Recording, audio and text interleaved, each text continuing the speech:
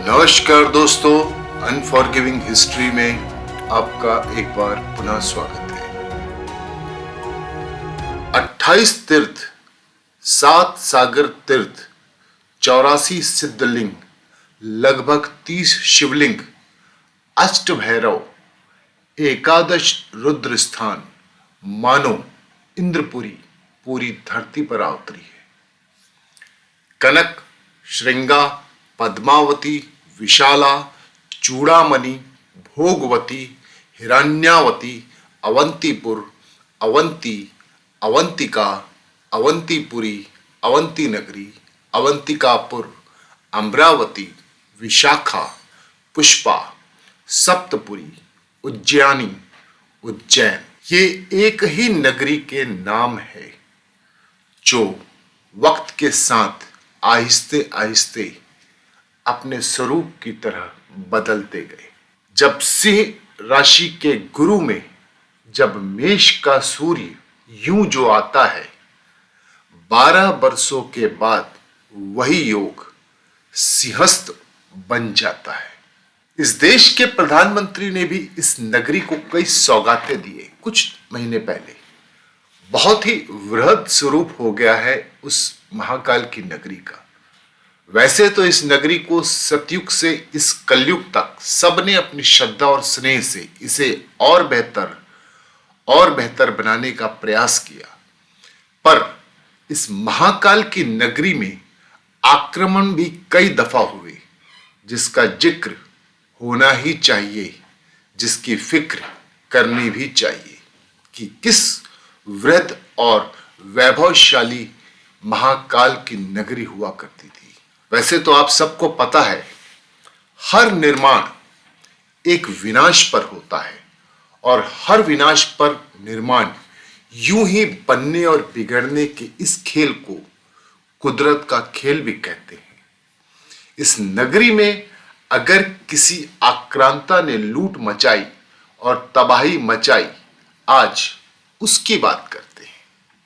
जी हां दोस्तों, यहां पहली बार लूट हुई 712 ईस्वी में, जब अरबों ने सिंध पर विजय प्राप्त की, और बाद में कालांतर में 724 ईस्वी से 738 ईस्वी के मध्य में वे लुटेरे राजस्थान पार कर मालवा पहुंचे और 724 ईस्वी में सिंध का सूबेदार अमीर जुनैद जो एक सेना लेकर आया और इस नगरी पर चढ़ाई करी, और उसके बाद इस नगरी को बुरी तरह लूटा, बर्बाद किया, तहस नहस किया, जिससे उज्जैनी को काफी क्षति पहुंची। फिर प्रयास हुआ, राजा लक्षदेव ने इसका पुनर्निर्माण कराया, लेकिन फिर विनाश हुआ। 1196 ईस्वी में मोहम्मद गोरी ने महाकालेश्वर मंदिर पर तोड़फोड़ की और बहुत सा खजाना लूटा। फिर निर्माण हुआ परमारों के द्वारा, फिर विनाश हुआ। 1197 में गुलाम वंश का प्रथम सुल्तान कुतुबुद्दीन ने, उसने भी बहुत लूट मचाई, लेकिन खास बात इस लूट में यह थी कि इसी ने वेदशाला को नष्ट किया, जिसे कभी महाराजा जय सिंह ने सूर्य, चंद्र आदि ग्रहों की स्थिति और गतिविधियों के अध्ययन के लिए बनाया था। परंतु उस कुतुबुद्दीन को यह लगा कि मेरी मृत्यु कब होगी, अगर यहां पे रहने वाले लोगों ने ज्ञात कर लिया तो मुझे दिक्कत हो जाएगी। इस संकीर्ण मानसिकता से उसने पूरी वेदशाला को ही नष्ट कर दिया।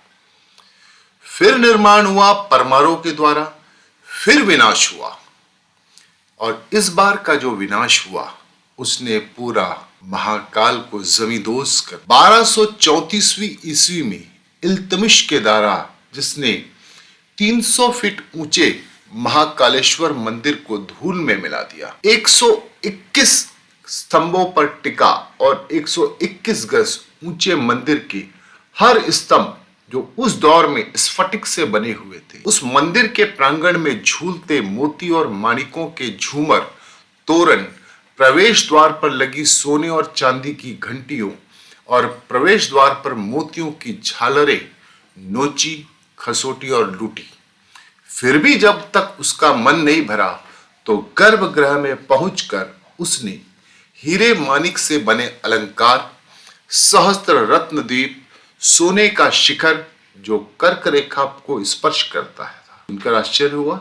चांदी के प्रवेश द्वार उसके बाद उसने उखाड़े और उसने उसके पश्चात शिवलिंग का विखंडन किया, ठीक वैसे ही जैसे 1024 ईस्वी में लुटेरे महमूद गजनवी ने सोमनाथ में किया था। और उसके बाद उसने विक्रमादित्य और महाकाल के प्रस्तर मूर्ति लिंग को दिल्ली उठा के ले गया। इसी ने महाकाल का मंदिर जो आदिकाल से आस्था का केंद्र बना था उसे संपूर्ण नष्ट किया था। और उस दौर में लगभग 25 करोड़ के तो आभूषण लूटे थे, साथ ही वो कई द्रव्य भी साथ ले गया। यह विनाश बहुत क्रूर और विभत्स रहा। उसके बाद एक बार फिर निर्माण हुआ राजा जैतुगी देव ने, जो फिर एक विनाश को आमंत्रण था और हुआ भी। उसके बाद सुल्तान बलवन ने इसे 1251 में लूटा। पुनः जैतुगी देव परमार शासकों ने निर्माण कराया। फिर 1305 में अलाउद्दीन खिलजी ने इसे लूटा, फिर निर्माण हुआ और 1468 ईस्वी में मोड़ वंशीय घोष ने महाकाल के सौंदर्य पर बेहद कार्य किया, जिसे 1531 में सुल्तान बहादुर शाह ने फिर इसका विनाश किया। और फिर इसके बाद इस नगरी पर कोई लूट खसोट नहीं हुई, अपितु जो आज मंदिर नजर आता है उसे सन 1860 में राणाजी सिंधिया की महारानी के मुनीम रामचंद्र बाबा शेनवी ने आज के वर्तमान महाकाल मंदिर का पुनः निर्माण कराया। पर जितने भी लुटेरे आए, लूटा उन्होंने, लुट गए। बस एक चीज वो लूट नहीं पाए और वो था सनातनियों का विश्वास, जिस पर घात प्रतिघात होते गए पर नहीं बदली तो आस्था, विश्वास और श्रद्धा। क्यों? क्योंकि भोले हैं ही ऐसे, जिस स्वरूप में मानो उस स्वरूप में मिलते हैं। ये हमसे कोई कभी भी नहीं छीन सकता। क्यों? क्योंकि प्राकृतिक और भौगोलिक स्थिति कभी नहीं बदली, काल और महाकाल की। महाकाल की नगरी भारत का नाभि स्थल होने के साथ ही साथ पृथ्वी का भी नाभि स्थल है। विश्व के ठीक मस्तक पर सूर्य होने की स्थिति उज्जैनी के अतिरिक्त अन्यत्र किसी दूसरे अक्षांश पर नहीं है। और यह मस्तिष्क पर सूर्य की स्थिति भगवान महाकालेश्वर मंदिर पर ही बनती है। इसीलिए काल का जो निर्धारण करता है वही महाकाल होता है। जय भोले शंकर।